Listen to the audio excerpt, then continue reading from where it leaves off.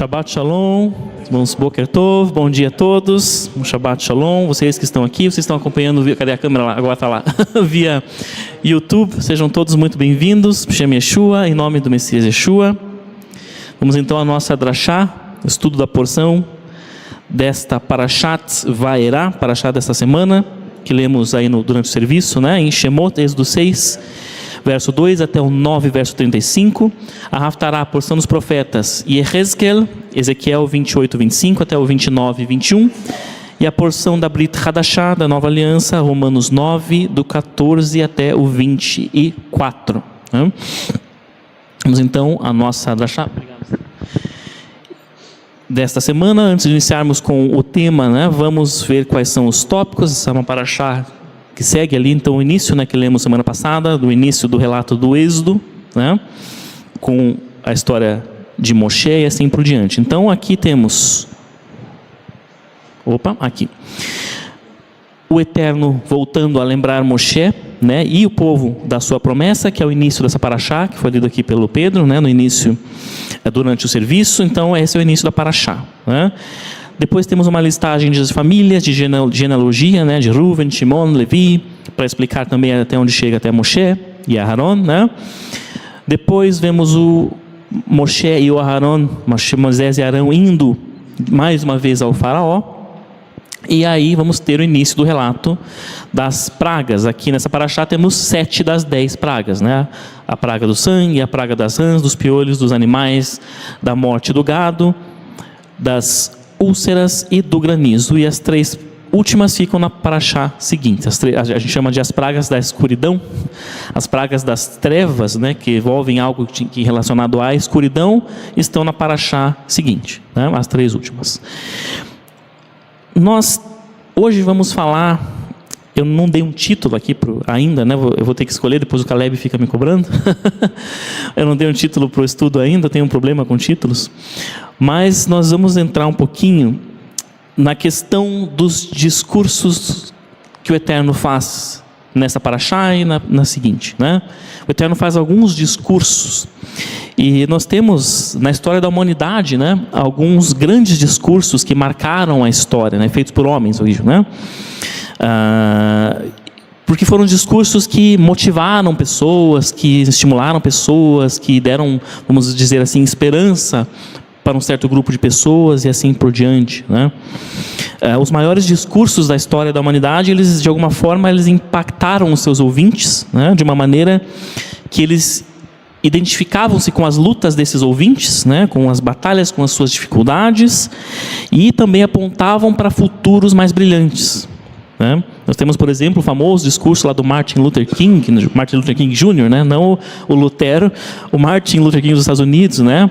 No movimento negro, e que ele fala I have a dream, né? Essa frase ficou icônica, eu tenho um sonho, né? Esse, por exemplo, é um desses discursos, né? Ele marcou uma época, essa frase ficou marcada por conta desse discurso, ele inspirou as pessoas que estavam ouvindo e assim por diante, né?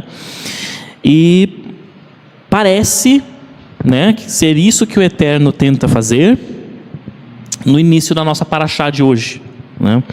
Quando ele fala com Moshe e ele mostra que ele percebia, que ele entendia, que ele sabia e conhecia o sofrimento do povo de Israel naquele momento lá no Egito e prometia um futuro melhor. Basicamente é isso. Vamos ver então aqui no início da nossa parashá em Shemot, Êxodo 6, verso 5 até o 8. E também eu escutei os gemidos dos filhos de Israel, aos quais os egípcios fazem servir, e recordei minha aliança. Portanto, diz aos filhos de Israel: eu sou o Eterno, e vos tirarei debaixo das cargas do Egito, e vos salvarei do seu serviço, e os redimirei com braço estendido com grandes juízos.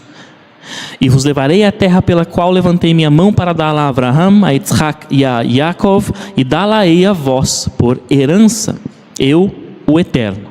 Né? Então ele faz esse discurso aqui falando com Moshe, com Moisés, né? Que seria um discurso inspirador, né? Também épico até, assim, olha, eu conheço, né, os sofrimentos do povo, eu sei o que está acontecendo, e eu vou tirá-los debaixo das cargas do Egito e vou levá-los para a terra que eu prometi para os seus antepassados, né? Então ele promete também um futuro melhor, né, mais brilhante. Só que tem um problema aqui. Tem um problema. Ele já tinha falado tudo isso aqui. Tudo isso aqui já tinha sido falado pelo Eterno em outro momento, né? Que ele ouviria os clamores dos filhos de Israel, que ele os salvaria do Egito, que ele os levaria para a terra prometida e assim por diante. E não muito tempo atrás, 3 capítulos para trás aqui na numeração da Torá, né, que foi dada a Torá aqui, 3 capítulos atrás, é quando ele fala com Moshe lá na sarça ardente, lá da sarça ardente, né? E nós vamos ver o que ele disse, lá em Êxodo 3, versos 7 e 8, olha lá. E disse o Eterno: tenho visto a aflição do meu povo que está no Egito, e o seu clamor ouvi, igual o amarelo lá de cima, porque conhecia suas dores, e desci para o livrar do poder do Egito, igual o azul lá de cima, né? Livrar do Egito, tirar das cargas do Egito, e para o fazer subir daquela terra para uma terra boa, espaçosa, etc., referindo-se à terra prometida, igual o verde lá em cima. Por isso eu destaquei ali as cores, né? Então, tudo isso que ele diz aqui no início dessa paraxá, ele já tinha falado para Moshe, e não muito tempo antes, né? Não muito tempo antes. Né? Então, para quê? Uma vez já não tinha bastado? Se é um discurso inspirador, né? Se era um discurso motivador para motivar Moisés e o povo consequentemente, uma vez só já não bastava? Por que ele fala de novo? É como se o exemplo que eu dei do Martin Luther King, né? Ele tivesse feito aquele discurso icônico, I have a dream, eu tenho um sonho. Daí dali a 2 semanas ele chama todo lá o seu povo de novo e fala de novo. Então, vocês lembram que eu falei que eu tinha um sonho? Será que esse segundo discurso ele ia ser tão impactante, né, quanto foi o primeiro? Por quê? Para que isso, né? Se pararmos para pensar, por que o Eterno, afinal de contas, ele sendo o todo-poderoso Deus, né, que realizou, a gente veria aqui, grandes milagres e coisas maravilhosas, né?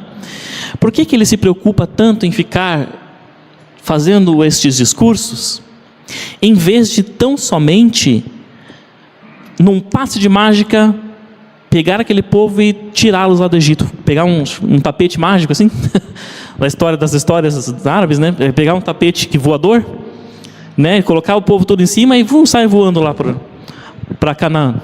Né? Não era, ele não podia fazer isso? Podia ter feito isso, né? Mas, né, esses capítulos aqui do início de Êxodo estão repletos de diálogos do Eterno com Moshe, com Moisés, entre Deus e Moisés e o povo e assim por diante, né? Antes do Êxodo de fato, antes de fato eles saírem da terra, cheios de diálogos. Vez após vez o Eterno anuncia para Moisés e para o povo o que ele estava por fazer. De novo, por que ele só não fazia direto então e pronto, né? Por que ele não tinha feito um grande milagre, num passe de mágica, tirado o povo de uma vez por todas do Egito, sem terem que passar por todas aquelas situações, né? Por que todas aquelas falas? Por que todas aquelas visitas ao faraó, né? Moisés e Arão iam e voltavam, inúmeras vezes aqui ao longo dessas pragas também, eles iam e voltavam lá no faraó. Por que tudo isso? Por que todas aquelas pragas, né?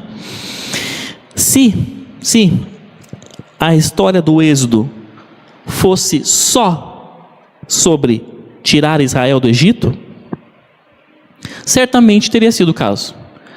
Se o propósito do Eterno fosse só libertar o povo do Egito, sim, talvez não precisasse de nada disso.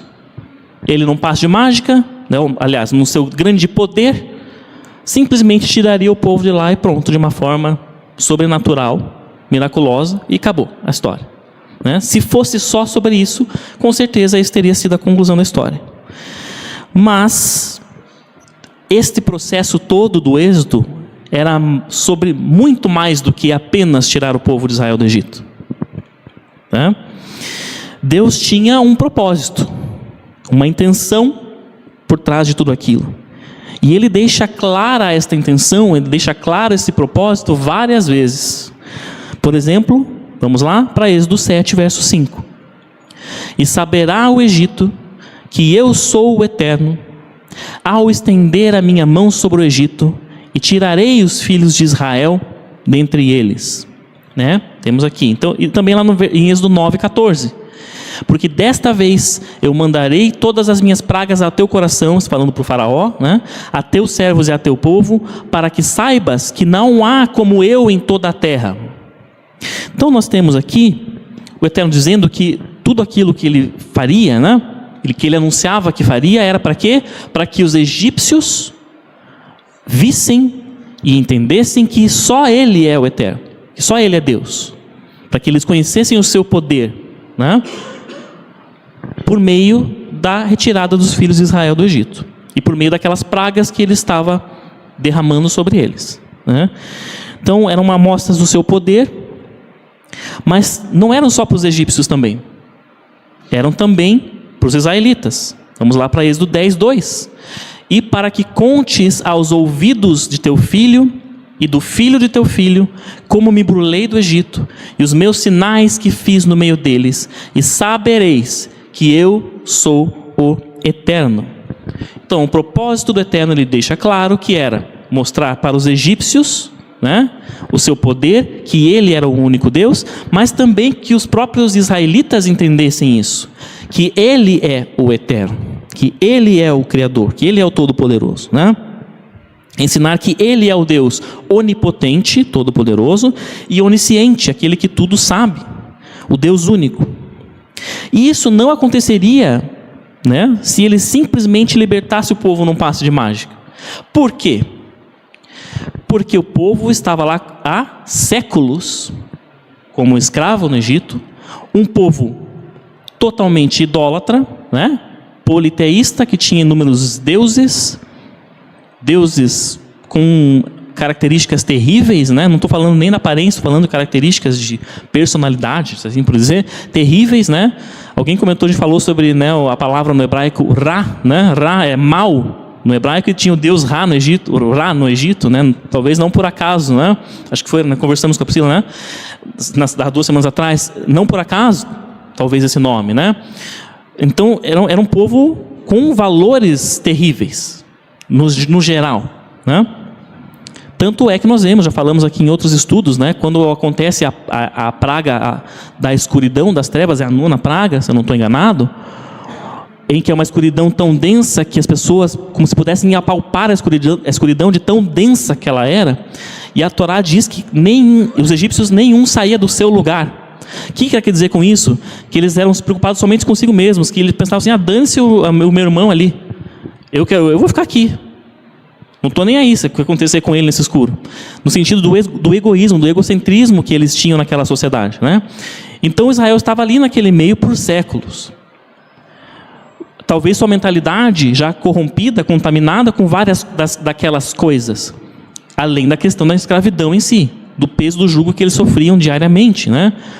Então, se ele simplesmente libertasse o povo num passe de mágica, pegasse lá o tapete mágico e levasse o povo voando para Canaã, tudo isso aqui, eles não iam entender. Eles não iam entender.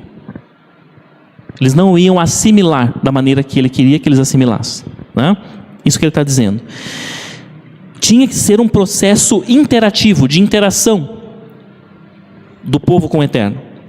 Então todas aquelas pragas, todos aqueles diálogos, aqueles discursos, eram partes essenciais desse processo que eles precisavam passar para aprender e assimilar que Ele é o Eterno, né? Para eles voltarem a essa mentalidade correta, vamos assim dizer. Então, havia aí 2 aspectos de si, né, que o Eterno desejava ensinar para o povo, vamos assim dizer. 2 aspectos de início: o seu poder, né? Está dizendo ali, né, que o seu poder, com as ações que ele tinha, seu poder era um desses aspectos. Ele queria mostrar que ele tem todo o poder, né, que ele é todo poderoso, onipotente, né? Por meio da sua força, que ele demonstrava nas pragas que ele derramava sobre os egípcios, sobre o Egito, mas também a sua precisão. Como assim? Vamos lembrar que as pragas quando ele derramava sobre o Egito, os israelitas sofriam também? Sim ou não? Não. Mesmo, por exemplo, a primeira praga, vamos pegar a primeira praga do sangue, né, em que as águas do Egito se tornavam sangue.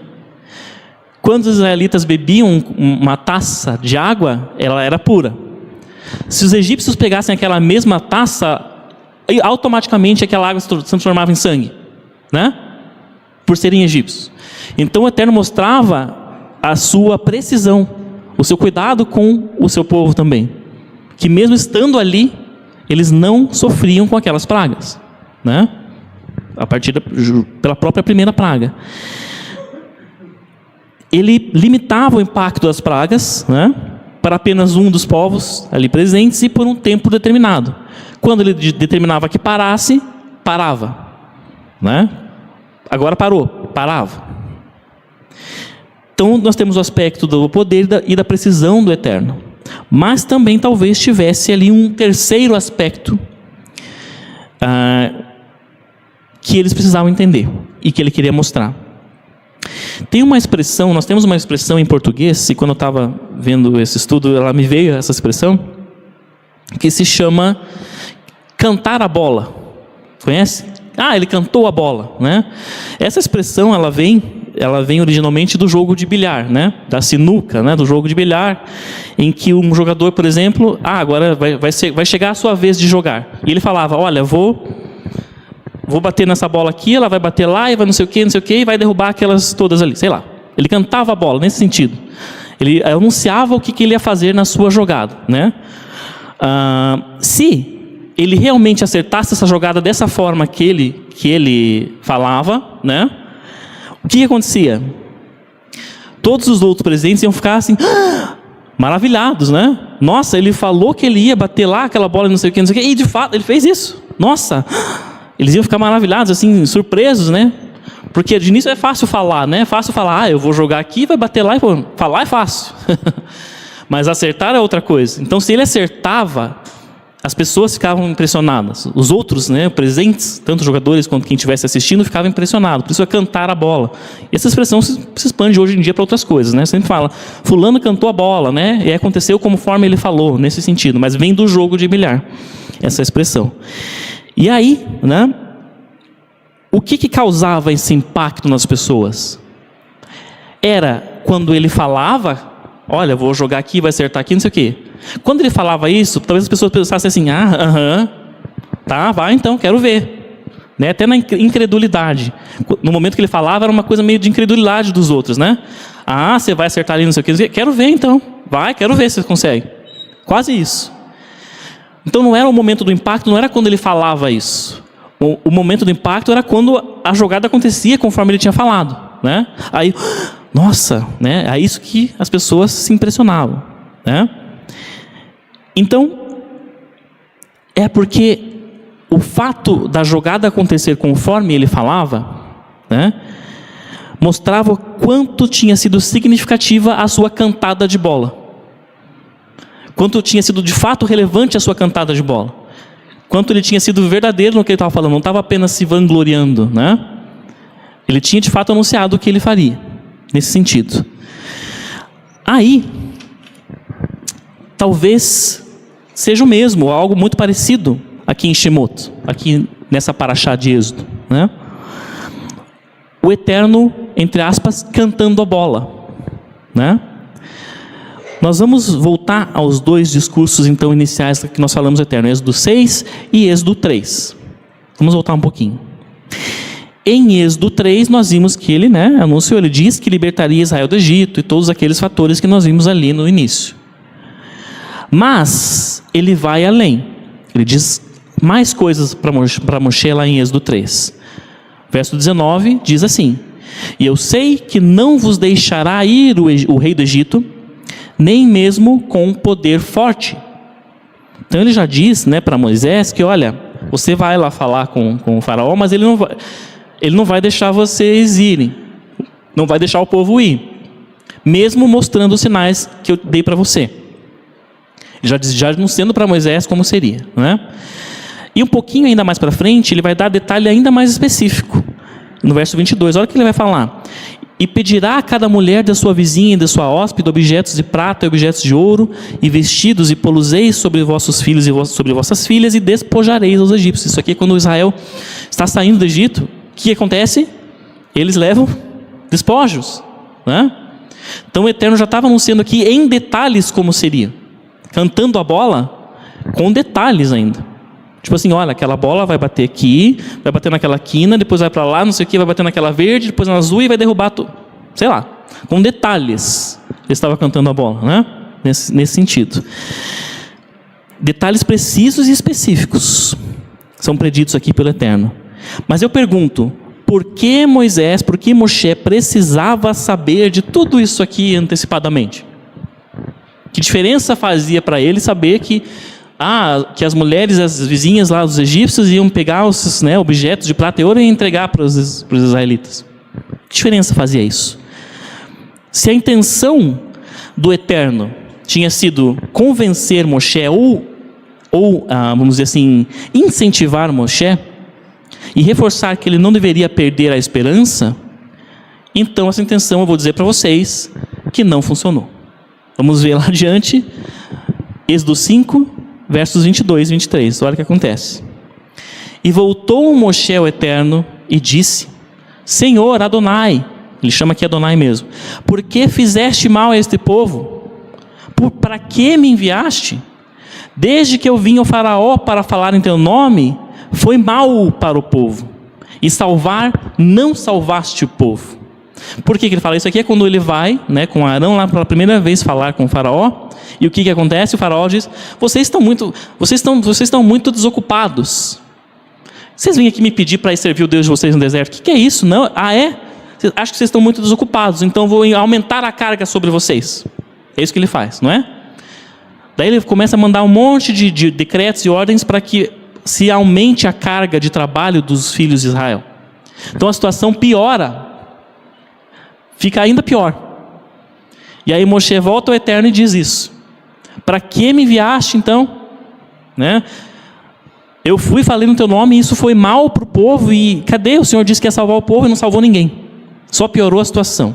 É isso que Moisés está dizendo, E agora vamos lá para Vairá, o discurso da nossa paraxá de hoje. Se o discurso dos dias do 3 parece não ter funcionado nesse sentido, se a intenção era estimular Moisés, parece que não foi. Mas o discurso de Êxodo 6, o que aconteceu? Vamos lá para Êxodo 6, verso 9. E falou Moshe assim aos filhos de Israel, e não escutaram a Moshe por causa da angústia do espírito e pela dura servidão. Então o discurso do Êxodo 6 também não incentivou o povo a nada, nesse sentido, porque eles nem ouviram a Moisés, diz a Torá. Então, se esses discursos deveriam inspirar, se esse fosse o objetivo desses discursos, o Eterno teria falhado no seu intento, se fosse isso, Mas talvez o propósito desses discursos nunca tenha sido serem discursos inspiradores, motivadores. Talvez tenham sido só a maneira do Eterno fazer o quê? Cantar a bola. Cantar a bola, Como se ele dissesse assim: eu sei que vocês não vão entender isso que eu estou falando agora, mas mais tarde, quando eu acertar a jogada dessa bola que eu cantei aqui, vocês vão olhar para trás e vocês vão perceber que eu planejei tudo desde o início. Como se ele dissesse isso, Então, cantar a bola, vamos expandir agora para inúmeras situações. Cantar a bola para uma situação improvável. O que é uma situação improvável? Improvável é que é muito certo que não aconteça, mas tem uma chance de dar certo, certo? Improvável pode acontecer de algum modo, Ela só é improvável. Mas improvável dá margem que pode acontecer. As chances são poucas, são pequenas, mas pode acontecer. Então, cantar a bola para uma jogada improvável é uma coisa, Mas cantar a bola para uma jogada, para uma situação impossível, aí é outra coisa totalmente diferente. Por exemplo, o Jacob vai cantar a bola, o sol vai ficar escuro agora. diremos uma situação impossível, né? Então, aí se o sol escurecesse agora, o que ia acontecer? Né? Com vocês? Né? Qual seria a reação de vocês? Já fazia razão. Já começava a rodar lá já. Né? Por uma situação impossível, é outra coisa totalmente diferente. Né? E a situação dos filhos de Israel naquele instante era algo impossível. Era impossível, né? Que eles saíssem do Egito naquele momento. Era impossível, não era só improvável, era impossível. E aí nós podemos entender então por que o Eterno repete o discurso para Moisés. A chave é nós prestarmos atenção no que vem, não depois, mas um pouquinho antes daqueles discursos, né? E o que vem antes do discurso de Êxodo 6, que ele é repetido, então o discurso que o Eterno repete para Moisés, o que vem antes, está aqui, ó, Êxodo 5, 22. É quando Moisés quase entrega os pontos, né? Quando ele fala, olha, eu falei como o Senhor disse, só piorou a situação, nada aconteceu, o Senhor não salvou o povo, não aconteceu nada. Para que me enviaste? E quando Moisés, tem a expressão aqui, não sei se é daqui de Curitiba, mas larga os betes, né? Quando ele entrega os pontos, ele tinha perdido a determinação dele. E aí, a sua ida ao faraó tinha piorado as coisas para o povo, e para ele, consequentemente, né? Então ele havia caído num poço de desespero, de desesperança, muito profundo e difícil de sair.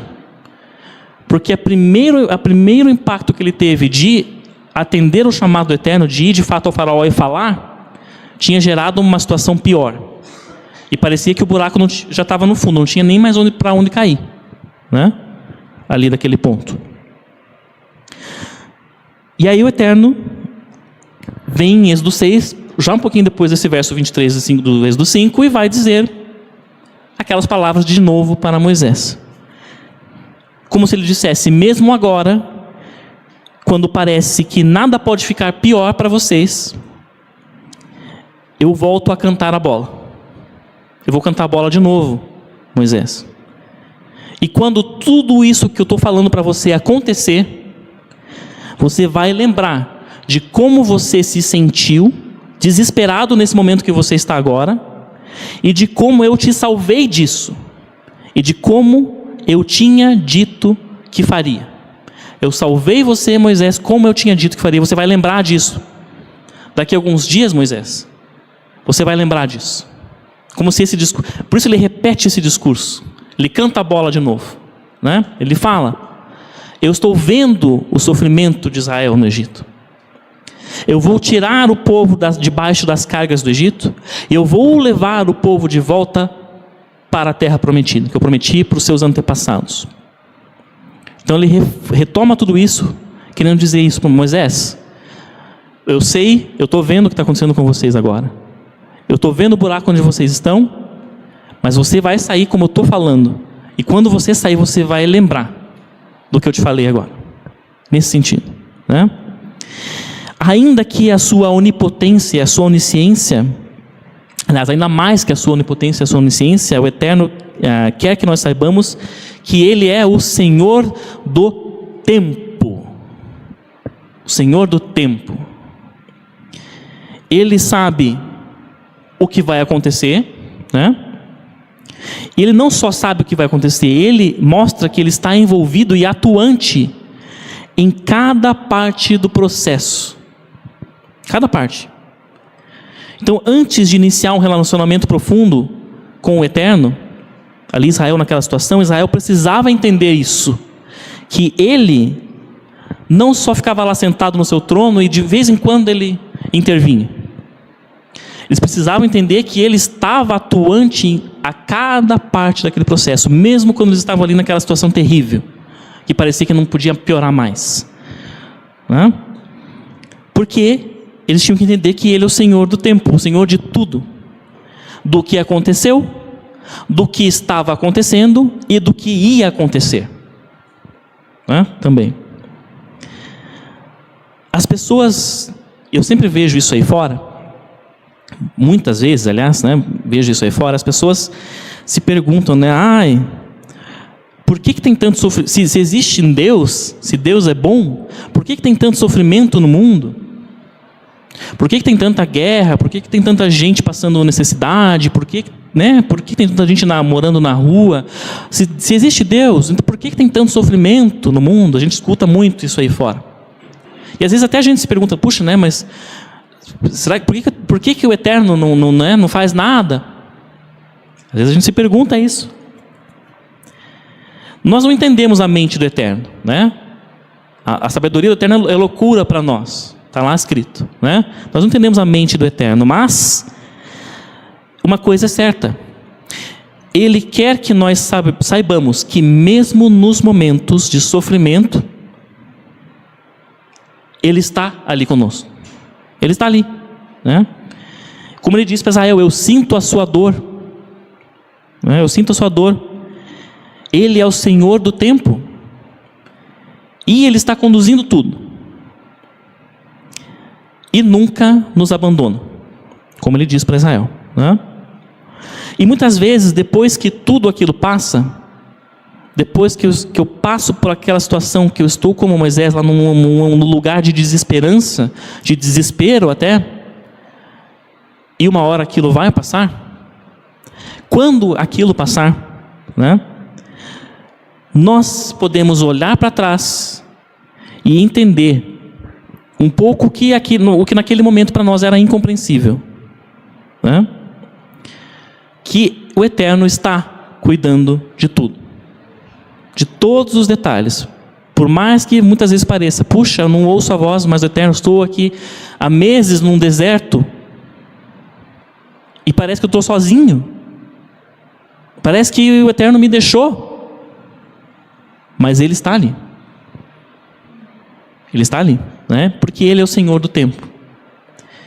E eu falo por experiência própria, assim, eu passei, né, por muitas coisas na vida, ao longo da vida, e situações em que muitas vezes eu estava nesse lugar de desespero, de desesperança, e pensando, puxa, eu estou sozinho aqui e não tem esperança mais, ou morrer aqui, né? Quase como Moshe sentiu, muito provavelmente. E hoje, olhando para trás, eu vejo quanto aquelas situações formaram a pessoa que eu sou hoje, ajudaram a formar aquela pessoa que eu sou hoje, né? Então, a gente vê nisso, quando a gente olha para trás e vê isso, você entende que tudo, de fato, o Eterno estava ali, que tudo teve um propósito, que tudo teve um objetivo, mesmo quando foi algo muito terrível e ruim, né? De algum modo. E aí, nós vamos rever, então, como que Deus, agora nessa paraxá, como que Ele se apresenta para Moisés? O que Ele fala aqui quando Ele se apresenta para Moisés? Êxodo 6, né? Versos 2 e 3. E falou Deus a Moshe e disse-lhe, Ani tetragrama, Ani Hashem, vamos traduzir como Hashem, né? E aparecia a Abraham, a Isaac e a Yaakov como El Shaddai, como Deus onipotente. Mas por meu nome Hashem, eterno, não me fiz conhecer a eles. Eu pergunto, já falamos em algum estudo passado aí por alguns anos sobre isso, mas o que quer dizer Ele não ter se feito conhecer aos patriarcas pelo tetragrama? O que isso quer dizer, afinal de contas, né? Os sábios, né, os rabinos estudiosos da Torá, eles dizem que o tetragrama, o Yud, Rei, Vav, Rei, né, ele é uma junção, uma combinação de três palavras. Hayá, era, Rovê, e Irie, será. Então alguns rabinos dizem, alguns lá dos rabinos do passado dizem isso, que o tetragrama ele tem em si, ele contém essas três palavras: era, será, né? Será. Ou seja, Ele é o Senhor do tempo. Ele é o Senhor do tempo, nesse sentido, né? Os patriarcas só viram Ele cantar a bola. Como assim, né? O Rambam, meu favorito dos estudiosos da Torá, sempre cito ele, o Rambam, o Nachmanides, ele vai comentar o seguinte sobre esse verso. Ali é um comentário do Rambam, tá? Não está escrito aqui, mas meu nome eterno não fiz conhecer a eles. Ele dizendo assim, o texto não diz que eles não conheciam o tetragrama, que os patriarcas não conheciam o tetragrama. Não é isso que o texto diz. E sim, mas por meu nome eterno não me fiz conhecer a eles. O que significa? Não fui reconhecido por eles em meu atributo de guardar as promessas, razão pela qual meu nome é chamado eterno, né, o tetragrama, o que denota que eu certamente cumpro as palavras de minha promessa. De fato, eu fiz promessas aos patriarcas, mas não as cumpri enquanto eles ainda viviam. Ou seja, os patriarcas não viram o cumprimento das grandes promessas do Eterno, certo? Durante a vida deles, eles não viram. Por isso eles não o conheceram pelo seu atributo de o Senhor do tempo, daquele que promete e cumpre, daquele que anuncia, que canta a bola e acontece. Eles não viram isto. Eles não tiveram este conhecimento dele desta maneira. É isso que está dizendo aqui, que o Nachmanides está dizendo aqui, explicando, né, esse verso. Mas aqui em Shemot, aqui em Êxodo, Moshe e o povo, eles vão ver o Eterno como Hashem, porque eles vão ver, aquela geração ali, viria o que ele iria fazer, certo? O cumprimento aconteceria ali no seu período de vida ainda. Por isso, né, que ele denota que Hashem, o tetragrama, como aquele que cumpre, o Senhor do tempo, o que cumpre, o que conhece o que era, o que é e o que virá, né, o que cumpre as suas palavras. E quando a jogada se concretizava, né, se concretizou, talvez eles tenham visto de fato que o Eterno estava com eles o tempo todo, mesmo quando eles enfrentaram aquela maior das dificuldades.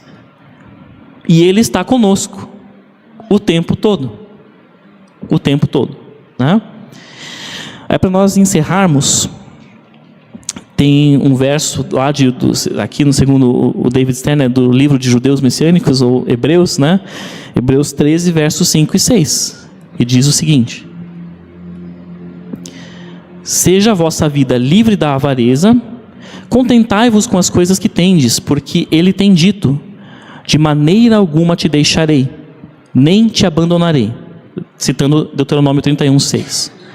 Assim, afirmemos confiantemente, o Eterno é por mim, não temerei. Que me poderá fazer o homem? Aí citando Salmos 118, 6, né? Hashem li lo irá, Mayase li Adam, né? Tem a música lá que eu mandei lá no grupo do louvor, que nós vamos cantar alguma das vezes esse verso aqui. Hashem li lo irá, o Eterno é por mim, não temerei, né? Que me poderá fazer o homem? A questão aqui que ele fala da avareza não é que nós não devemos buscar condições melhores, né? Não é assim, muitos cristãos interpretam isso, você não pode desejar, né, ter coisas maiores. Não é nesse sentido. A questão é o seu foco, é o nosso foco. Não pode estar em querer mais e mais e mais e mais. Esse é o sentido, né? Que é como as pessoas estão aí fora cada vez mais, não é? As pessoas vivem por isso. Não, eu preciso ter mais. E aí, se você não tem condição, você vai e rouba do outro, né? Esse é um dos maus, né? Porque você precisa ter. É nesse sentido. Esse não pode ser o nosso foco, né? Como é o do mundo aí fora. Mas que nós saibamos que tudo vem dele, como é o testemunho que a Elaine deu aqui, né? A Elaine fez a sua parte, foi lá, né? E o resto o Eterno cuidou para ela. O resto ele fez. Então não é eu ficar parado, né? De novo, é uma interpretação errônea muitas vezes que se dá aí fora, né? Principalmente no contexto romano, né? Que vem esse pensamento da pobreza como uma virtude no sentido assim, eu não posso nem querer, não é nesse sentido. Vamos e façamos a nossa parte sem colocarmos o foco ali, sem vivermos só por isso, só para isso. E aí nós fazemos a nossa parte e o Eterno vem e faz a dele. Eu também tive uma experiência, então vou aproveitar aqui rapidinho e contar também. Já tinha contado para a Estela, né? Eu estou agora sem sair do meu trabalho, em novembro, então eu estou desempregado. Estou em outras funções, tem outras coisas, né? Mas nada ainda de lucro, assim. Tem uma produtora de filmes que ainda estamos agora, vamos começar a tentar gerar algum lucro. Então estou vivendo ali do meu acerto, da saída do trabalho. Aí, eu sei até onde vai, tem um cronograma, um planejamento. Ou seja, eu sei que até mês tal vou estar com as contas pagas, né, garantidas. Então eu tenho que conseguindo juntar outras coisas até lá. E aí na festa de Hanukkah, nós fomos lá na praça, foi uma segunda-feira, né? A Praça 29 de Março, onde a comunidade judaica de Curitiba faz lá a festa. Acho que dessa vez foi mais o Rabado que fez, que eu não vi o pessoal da... Mas eles fazem ali na 29 de Março a festa de Hanukkah, né? Sempre um dos dias de Hanukkah, uma das noites. E eu cheguei um pouco antes do horário e fiquei esperando os irmãos chegarem, porque assim, como nós não somos conhecidos da comunidade, né? Por uma questão de segurança, assim, a praça fica cheia de seguranças privados da comunidade israelita, né? Então é comum se você chegar ali do nada, sozinho, eles vão vir te interpelar e começar a te perguntar coisas, né? É normal. E eu não gosto muito de ser interpelado, então daí eu fiquei ali na rua, não fui para a praça. Enquanto os irmãos não chegavam, eu fiquei na rua, na esquina, né? Fiquei pensando o que eu faço, tal. Aí tinha um menininho vendendo paçoquinha no sinal, bem ali na esquina. O menininho devia ter uns 8, 9 anos no máximo. E me chamou a atenção, falei, e ninguém abria o vidro para ele e tal, né? As pessoas não abriam, nem ouviam ele. E ele voltava para a calçada, com o sinal abria, ele voltava para a calçada, ele ficava ali perto onde eu estava, assim. Aí me veio, vou dar uma oferta para ele, quero dar vou ajudar ele com uma ofertinha. Só que eu para variar, não ando com dinheiro, com nota de dinheiro, moeda no bolso. Eu uso cartão, a gente usa cartão hoje em dia para tudo, né? Cartão, Pix, enfim, não ando mais com dinheiro. Daí pensei, puxa, tem que tirar o dinheiro, então. Daí tinha um Mercado Festival ali de frente para a praça. Falei, deve ter aqueles bancos 24 horas, vou lá, vou te tirar e daí dou para ele. Aí fui no caixa automático e dizia no caixa automático, só tem nota de 100. Daí eu falei, não, 100... 100 no momento, né, na minha condição de desempregado, tem que ter um cuidado, não vou, melhor não, então paciência. Não pensei em trocar nada, porque eu não queria gastar também dinheiro no mercado à toa, né? Aquela coisa, vou comprar no mercado só para gastar, não vou. Daí desisti e voltei para a rua. Fiquei na rua e algo ficou me incomodando. Ficou me incomodando enquanto aquele menino estava ali. E eu pensava com o Eterno, não, mas Eterno, 100 não. Vou tirar 100 reais. E eu vai, tira os 100, se só tem 100, você vai tirar os 100 e vai dar para ele. Algo me ficava me cutucando assim. Se só tem 100, você vai tirar os 100 e vai dar para ele os 100. Aí falei, tá bom. Então, fui lá no festival, no caixa automático, tirei os 100 reais e entreguei para ele. Fui lá, voltei no menino, entreguei para o menino. Perguntei para ele assim primeiro, como é que estão as vendas? Aí ele falou, não vendi nada. Bem desanimado, assim, não vendi nada. Eu falei, tá bom, então eu quero te dar um dinheirinho aqui. Peguei, falei, só cuide, né? Não fique mostrando, guarda no bolso. Ele falou, nossa, moço, não sei o quê. Enfim, né? Agradeceu. E saiu correndo, a mãe dele estava perto do mercado. Uma senhora que estava com uma outra menininha. Saiu correndo todo feliz, assim. E passou, voltei, fomos para a festa, foi muito bom, né? Os irmãos que foram, sabem, né? Estivemos lá. E aí, voltei para casa. E à noite falei, puxa, vou ver o rumo, porque assim, eu vou colocando um pouquinho do valor, né? Eu separei o valor que eu recebi e coloquei numa numa poupança e só tiro o valor do mês, né? Assim, para não ficar gastando à toa. E daí falei, agora vou ver o rombo na conta, porque eu não tinha planejado aquele 100, e já acho que era bem fim do mês, era fim de dezembro, né? Eu falei, acho que fui pro negativo, vou ter que tirar uma mais do que eu queria. E fui olhar minha conta, tinha entrado na minha conta 20 vezes mais do que o 100, 2.000 e pouco, dizendo lá, salário, que eu não sei até hoje da onde veio. porque eu não estou mais empregado, já tinha recebido tudo da empresa lá da qual eu saí, não estou recebendo seguro-desemprego, porque segundo o governo eu sou milionário, porque eu sou sócio de empresa, então eu sou milionário, segundo o governo do Brasil eu sou milionário, tá? Então não tenho direito a seguro-desemprego. Então nem isso era, né? Simplesmente entrou esse valor na minha conta, irmãos. E até hoje eu não sei de onde veio. Então só quero testemunhar para vocês que é para a gente ver que de fato Ele cuida de tudo, né?